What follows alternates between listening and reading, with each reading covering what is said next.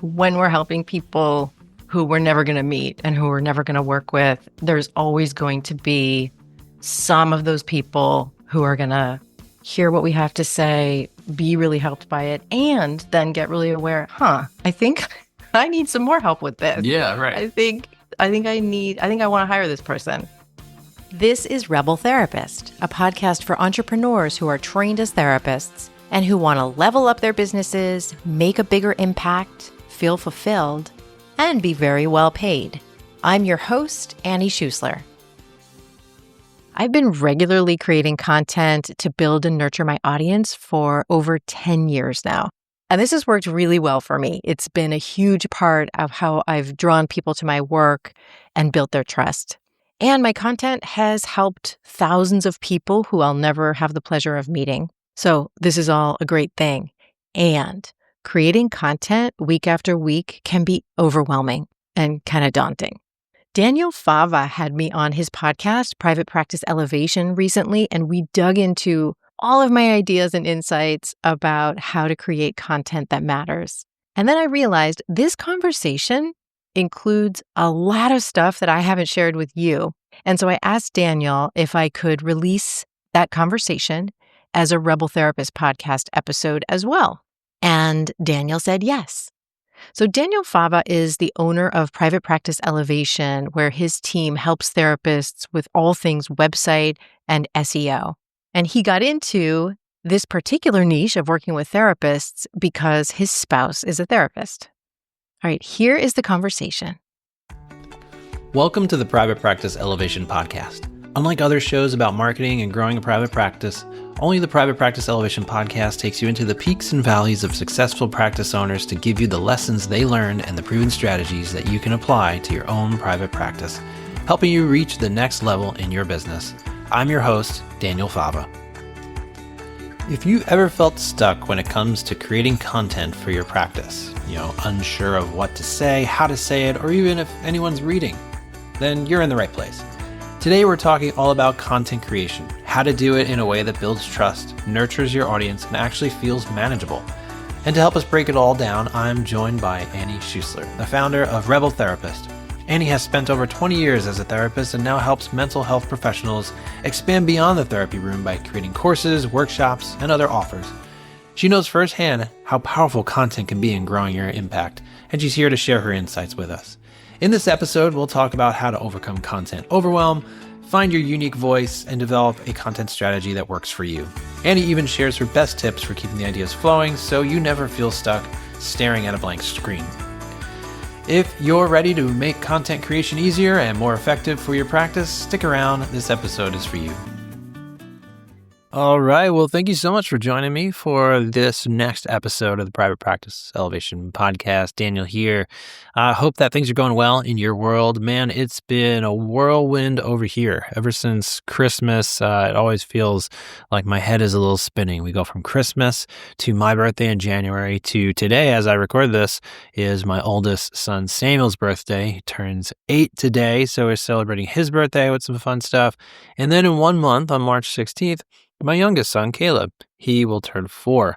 So we're just kind of in the middle of all these birthdays and, extra fun things going on, in that whole world. And then at the same time, we've got websites we're launching. We've got SEO work that we're doing. We also just recently launched the SEO Basecamp live training group, mastermind group, class, course, all those things. It's all those things wrapped in one. So we've got our new students in there. So I'm meeting with them weekly and helping them build their SEO strategy. So it's been full. It's been very busy here at Private Practice Elevation, but things are going well. And so today we are getting into content creation. So this is a really great conversation I had with my friend Annie. Annie just reached out to me. I hadn't heard from her in a little while. She said, hey, let's reconnect and do a podcast episode and just kind of, reconnect and catch up. And so I will be on her podcast shortly in the future as well. So we're kind of trading conversations here on our different platforms, but really just love the solid advice that Annie gives about content creation. So here's my conversation with Annie Schuessler. All right. Well, I'm super excited to chat with Annie. Second time you've been on the show, right, Annie? Yes. I'm so excited to be back. Yeah, really good to reconnect. I think it's been we discovered it was since like 2020, which was feels like a different lifetime and a different era era era in our world. So we were just chatting before we hit record. A lot has changed for myself in private practice elevation, and I'm sure a lot has changed for you, but excited to catch up. Yeah, me too. And I'm really excited to have you on Rebel Therapist podcast to talk about all the changes that Yeah. you've had. Yeah. Yeah. Yeah, it's been a lot. It's been a lot. Well, before we get into today's topic, which we're gonna talk about creating content, really building your audience, nurturing your audience. I'm sure a lot of folks have a lot of questions about that, and I think it's a great topic. I mean, a lot of the stuff that I tend to chat about is like website building and SEO, which kind of gets into some content stuff, but I'm sure there's a lot of people who are wondering, like, okay, how about beyond the website? How do we connect with people and, lead them towards taking action with our services or our products and stuff like that? So, great topic. Excited to get into it. So, why don't you just tell us a little bit more, Andy, about who you are and what you do, in case folks out there don't know who you are? Yeah. So I run Rebel Therapist, which is a place where therapists come when they want to create something beyond private practice. So, like a Hmm. course or a workshop or a retreat, some kind of signature offer that they want to be known for and make a good living that's another income stream beyond private practice, Hmm. whether that means making an entire pivot away from private practice or just having another way that they're working, another way that they're making money. So I was a therapist for 20 years in private practice myself. And so I know and love therapists well, as I know Hmm. you do too. Yeah. And yeah, I love just helping people find like what is that niche, that topic that they're really excited about going even deeper into and creating a program around. Yeah, I love it. I love it. Well, let's dive in because I know we're gonna have a lot to talk about. So I'm eager to dive into our topic. So, why don't you kind of just take us into? I guess we could start with like content creation. Like, why is that important, especially when it comes to launching these programs that kind of go beyond the therapy couch office? Yeah. Typical. Yeah, and even if you're staying in private practice, solely in private practice, there can be some really great reasons to create content. Yeah. I mean, one you've already mentioned is like on your site, search engine optimization, having some really juicy content so that people can find you more easily through search. And I know that's something that you help people with, and that having some articles, having some just really rich Yeah. content, high quality content in your topic can help Hmm. people find you through search. And then, yeah, it can also be we're creating content to build an audience and to nurture an audience to fill a private practice. And then, Yeah. yeah, if you're going to create a program beyond private practice, then most definitely you want to be building your audience so that you've got people ready to work with you and ready to fill your program. Yeah. And then I also find a lot of people like having a body of work so that just Hmm. as they're learning, as they're growing, they're able to then help more people by creating content around what they're learning instead Yeah. of it just kind of staying in the room with the people they're working with to like get that Yeah. into pieces of content that are helping people. You create something now, it could be helping someone 5 years from now, even Yeah. if it's not what you're Mhm. talking about at the moment. Yeah. And then also, a lot of people wanna build a body of work so that they're kind of honing their writing skills or Mhm. their ability to create content in general, and maybe that's gonna lead to something like a book or a podcast or something else over time, and just a way to use your creativity that's different than having therapy sessions where, Yeah. yeah, we're creative, but we're not always having something kind of like tangible to hold on to after that session. Yeah. It also can just be so helpful to have this body of work that someone can find and really get to know you and how you Mhm. think, and like either listening to or reading a bunch of content will tell someone who you are in a way that a 15-minute consultation doesn't quite do. So having Yeah. both can be just awesome. Yeah. Yeah. And I'm thinking too, like when I think about content and kind of content creation, there's sort of this ongoing consistency sort of part to it that I think Mhm. is where, especially for like the web, when you're talking about like having a website and a presence online, this is then how we go further. This is how we like use it. I always Mhm. say, like, if you just build it, people won't just come. They won't just Yep. show up. Like here's a few pages about what I do, and then you don't touch your website. But if you're creating content, and typically in our world when it comes to SEO, it's often like articles that we're writing. Mhm. That's where you're really showcasing your expertise and your authority and that trustworthiness.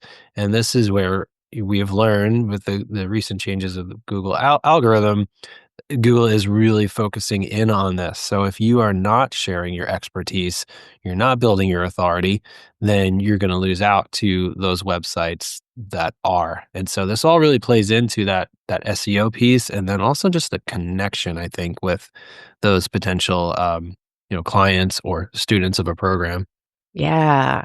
I love knowing I mean, I love that you know so much about what's happening over on that side and that it even more means that creating content is gonna be more and more important. Yeah. And yeah, I find that when I start teaching people about this stuff, one thing that happens is a little bit of overwhelm of, Yeah.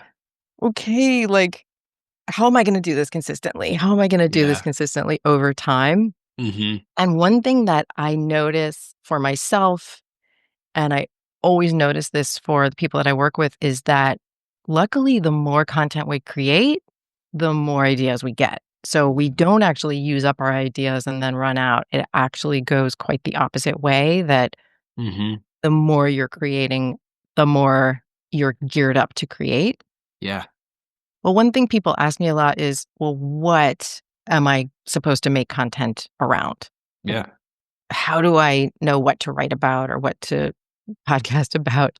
Mhm. And I have certain questions that I like to go back to that Great. will always help me come up with whatever the next idea is going to be. And so, what that is for me is mind mapping around who is the person that you're serving, who are the Mhm. people that you're serving, and then answering some questions over time about them.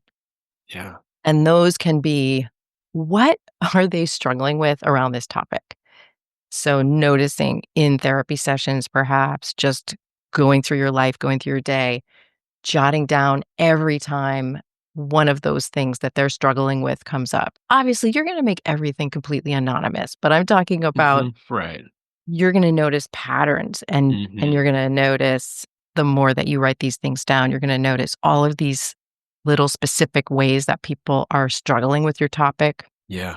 And then you can also ask yourself, what does this person usually already know? And then what do they need to know? Like, what do I Mm. just wish everybody knew about this topic? Yeah. And it would make their lives better, whether they worked with me or not. Just even knowing this stuff is going to help them. Mm. And then what's something that they tend to be wrong about? Like they've got these misconceptions around the topic. And when you hear this, you just want to like shake them and let them know, like, that's not true. That's actually making Yeah. it worse. Like, so for me, that would be an example of that where I want to shake people is like when I hear that they think like the first step is they've got to buy a lot of software. Like the first step Yeah. is I just made my Gen X ness very apparent by saying software. But yeah, like that they've got to invest in like a course platform first. Mm. That would be one of those misconceptions that's super understandable and that I wanna say like, "Okay, I get why you would think that. Here's actually where you wanna start instead." So Yeah. in your topic, like, everybody's got those things that they hear over Yeah. and over again, and they're like, "Okay, let me disabuse you of that." And then another one is what's actually possible within this topic. Like somebody might actually be walking around with the problem you help with, and they're just sort of settling for good enough. And you, being the expert, the passionate person you are, you know how much better things could actually get. Like that's a great thing to write about too. Mm. And then also, you know your topic so intimately. It's really effective when you write about those things that your people are usually not telling anyone else. Like, what are the things that they might be telling their best friend? They might be telling their therapist if they have one, but they're maybe even just kind of holding inside and thinking they're the Yeah. only one who feels that way. Yeah. Looking for those are some of the topics I return to over and over again.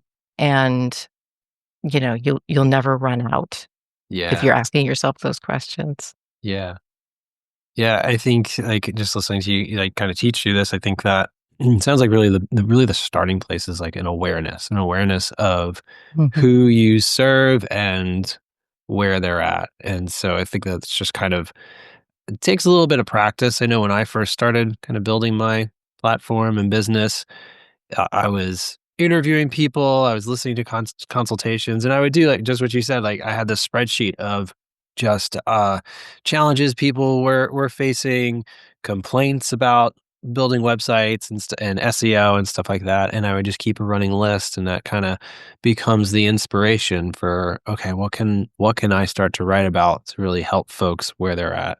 And I love what you said too about you said something about serving, just kinda like serving people, where they're at. I think that that's kind of the sort of underlying we talk so much about marketing, we talk so much about, like, building an audience, and obviously there's a lot tied to that because we wanna be successful business owners, but at the end of the day too, we can't lose sight of, like, you're here to serve and help people, and you can do that just starting with your website and what you put out online, whether they become a client or not, you're able to serve people with that expertise, back to that expertise and sharing your expertise. And that's a way that builds trust because you're serving them, whether they, like I said before, even if they don't become a client, you're serving them, you're helping them because you are trained in this stuff and you have so much expertise. I think therapists have just so much to give.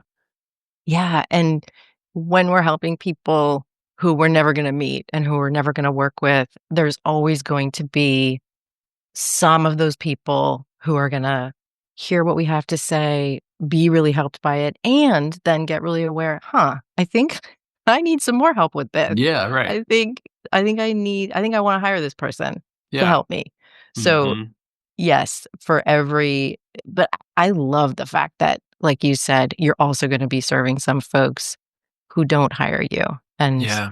we usually get into this because we really wanna help as many people as possible, so I love that this has content has the best of both worlds, that Mhm. Yeah. you get to have people hire you, and you get to have this service that just lives on. Yeah. And I think it takes a lot of, like, the scary marketing and sort of like, people don't wanna be overly, um people say like, "Oh, I'm not a sleazy marketer," or whatever, like, Mhm. "I don't wanna be too pushy."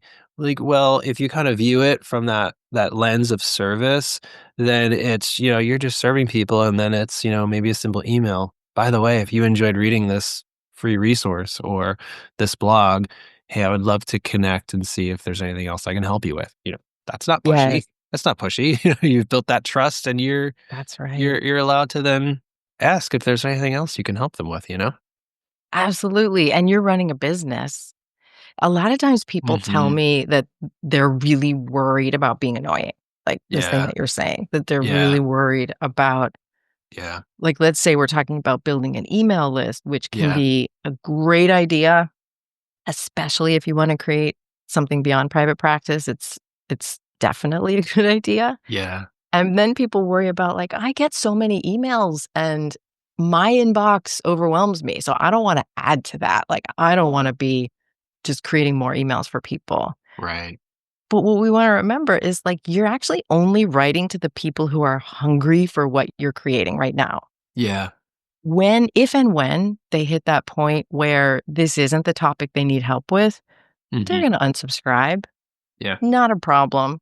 And Yeah. if you think about, like, that topic that right now you're kind of fixated on and, like, Mhm. need help with, those are not the emails you're annoyed with. Like, the Right. ones you're annoyed with are the ones that are probably not quite the right fit for you right now.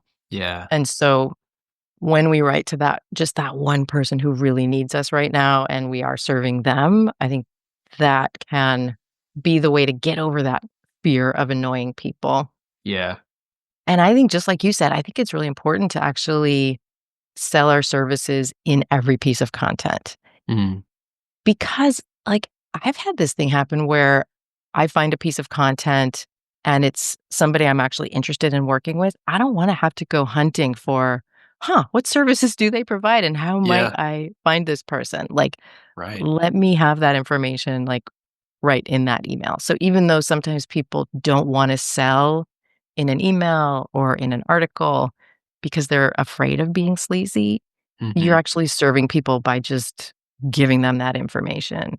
You're not gonna do it in a manipulative way. You're not gonna say, like, "If you don't hire me, you're a big loser," but you're Yeah. gonna make it clear how to find your services. Yeah, that's kind of the approach that I've always taken. Like even right now, our main marketing and like audience building is this podcast, Mhm, and that kind of helps us create that consistent content. We post it on the website, and so every other week, we're sending out to our email list, hey, this is the content for this week. You'll really enjoy this conversation. Here are the key points.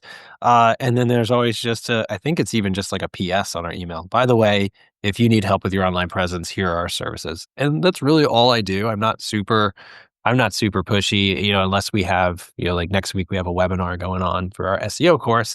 Yeah, there's going to be a lot more emails that go out. There's probably going to be more unsubscribes, but I know that there's a number of people who have asked me, when are you doing your SEO course again? mhm. Well, like here's the waiting list, and so we have those people who, like you said, they're interested, it's serving their current challenge, and there's a whole subset of people who, you know what, this isn't for them right now. So that's just I the nature love of a it. PS.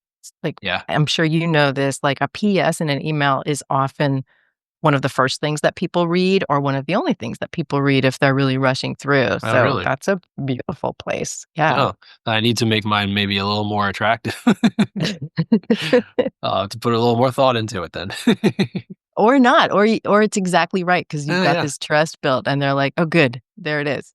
Yeah. Yeah. Uh, Yeah. so I also, when people get overwhelmed about, like, how am I gonna create content consistently over Mhm. time, like, for a podcast, for an email list, just for their blog, maybe to post sometimes on social media about I think it can help to come up with a ritual. Yeah. And I definitely have a ritual, and I can talk about mine and what I've Yeah. noticed work for other Yeah. people. So Absolutely. the first thing is, like, getting yourself into the stream of where ideas hit you. Mm. And so for me, that might sometimes mean reading, and it might not even be within my niche, but there's certain things that I read or listen to that tend to inspire me and just get my juices flowing. Yeah.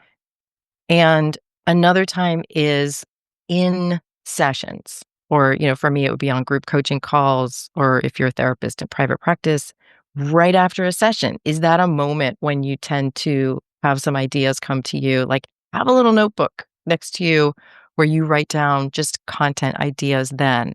It might be after a shower because that can be a time that Mhm. might be the only time that you're actually quiet in your life. And so Mhm. you might find, like, that's when ideas come to you. So just making sure you notice, when do ideas come? And then having a way that you've perhaps got it blocked out in your calendar, a time where you just start writing or talking. You can use something like Descript, an app that will just do voice to Yeah. text. Write it Mhm. out or talk it out real messy, no bad ideas, no filter. Mhm. And then what I like to do is go back and see, like, what was I saying here? What was my main Mm. point? And then kind of organize it, edit it, and in that way turn it into something with a logical flow. Yeah. And just have a ritual that's working for you. Once I've got it edited, then for me, I also turn it into a podcast episode. I turn Mhm. it into an email.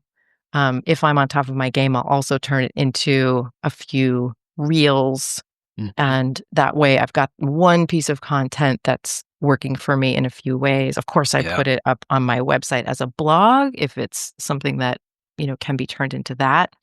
And then also being ready to possibly reuse this thing in the future. Yeah. So coming up with a ritual like that where you're going to capture what the ideas are, and then you've got a process to turn them into a piece of content, and then you also have a process to share it. Mhm. That can mean that you're less in overwhelm and you're more kind of just in a step of a process all the Yeah. time. Yeah. I love that. And I think that like that has really helped me and kind of like I'm reminded of when I don't write blogs as much as I used to because like when I first started out in 2016, I was really focused on like tutorials, like, this is how you do SEO and WordPress and website design, stuff like that. So I knew that it was going to take content to start ranking in search engines and reach people. So I did a blog post every week for probably about 2 years, which Ooh. is a lot of content. And my process was very similar in that I had a running spreadsheet where when ideas would hit me, I would just dump those ideas. And I did kind of like what you said. I really had to kind of silo off the sort of energy and kind of flow that I'm in. You're in a different sort of flow when you're coming up with ideas to me and kind of my experience. And I'm in a different sort of flow and focus when I'm actually writing. And Mhm. so like I had to break that up. And so I would just have like, once a month, my sort of ideas and brain dumps and little things that I have been kind of collecting over time.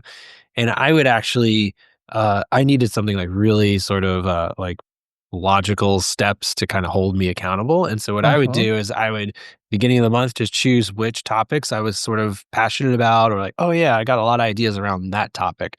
So let me do that this month. And I would create Google Docs for every blog post for the month and I would just Mhm. put them in a folder for let's say it's January to have like 4 Google Docs just sitting in my drive.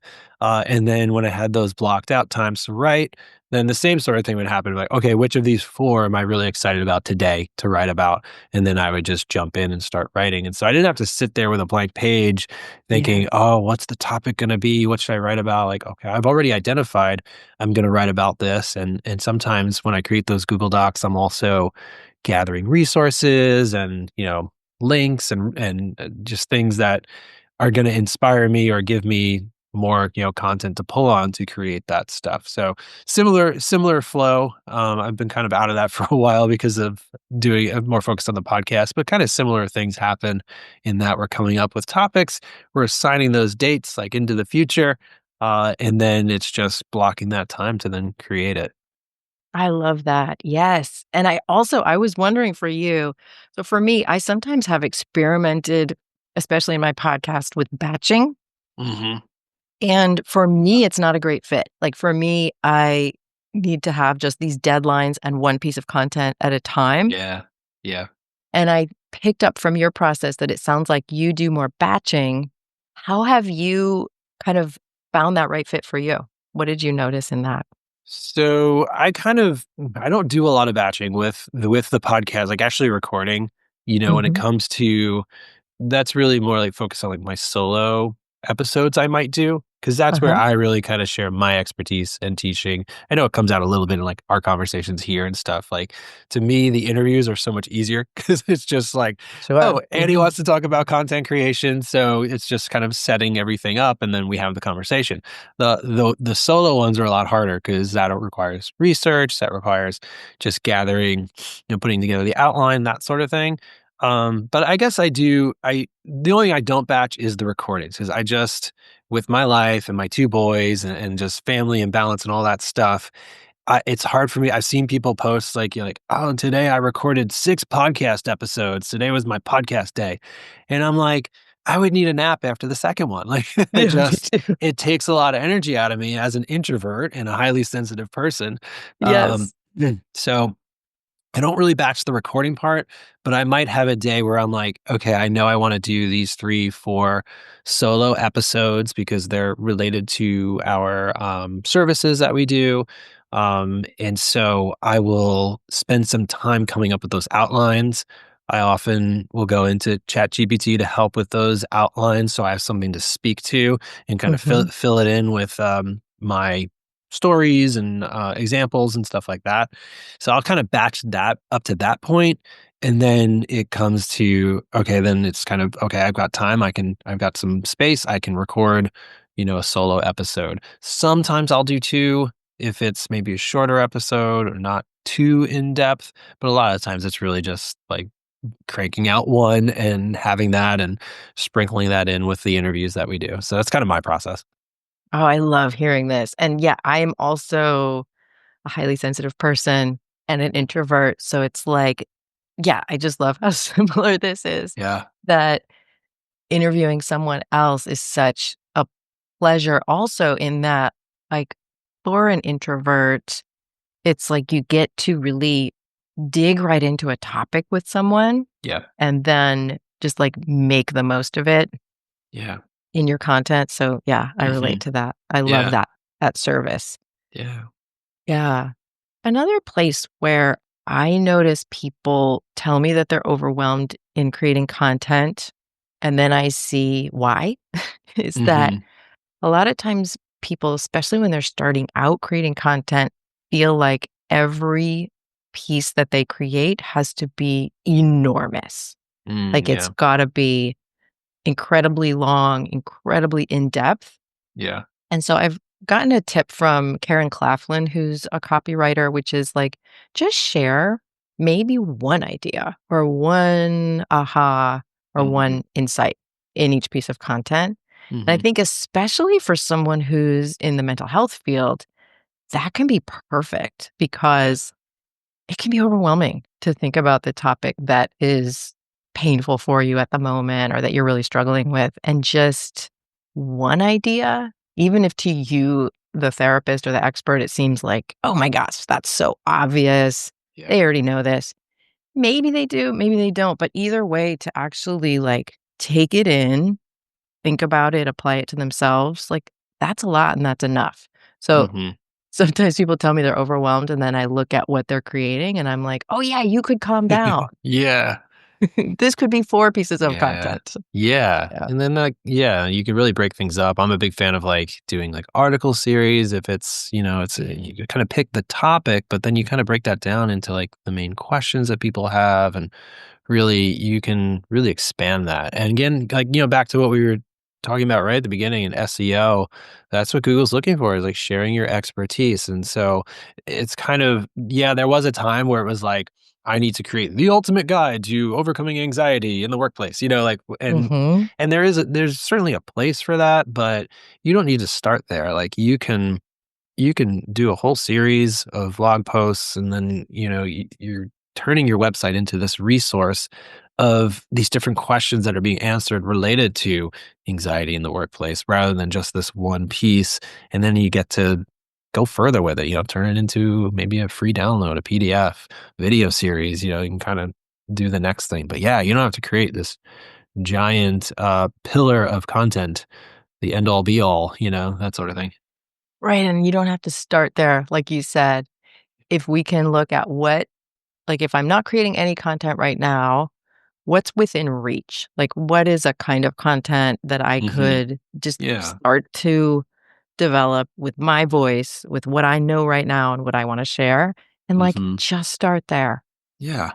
That's great. That might be a good place to kinda land this. I know that we can kinda talk about content creation forever, but I know we're kinda coming up on time, but is there any sort of last words that you wanna give folks? I think that you really kinda hit the nail on the head of just helping us kinda overcome the overwhelm. Is there anything else that you wanna share about content creation? Yeah, I think one more thing is just, like, use your voice to find your voice. Like, Mm, you're just gonna get better and better at this, yeah, that's good. and what you create right now is going to help you find your unique voice. Yeah. Yeah, I'd be afraid to go back and listen to my first podcast episode because it's probably terrible, but I knew I had to get over the first podcast episode and just share it with the world, and I think that's great advice to just start where you're at, just do it, and you will get better. I mean, it's flexing a new muscle, so Yeah, absolutely. well, why don't you share a little bit more about what you have going on, and how people can connect with you, further beyond this interview? Awesome, thank you. Yeah, so I have a mini course for folks who are feeling curious about creating some kind of signature program, and so Mhm. it's just a little bite-sized course to help you figure out whether you're ready to do that and what the first steps would be. So you can grab that by going to rebeltherapist.me/mini, and that's a good place to start. Awesome. Yeah, and we'll put that in the show notes, of course, and so folks can connect with you. Definitely go check out Annie's resources. It was so great chatting with you again, Annie. I look forward to continuing the conversation on your podcast. Yeah, I can't wait. Thank you so much, Daniel. All right, thanks. All right. Well, I hope you enjoyed my conversation with Annie. It was just so good to reconnect with her. Really appreciate just her heart and her spirit. We are very similar in our introversion and high sensitivity. So her and I really connect on that front, as well as in this content creation world.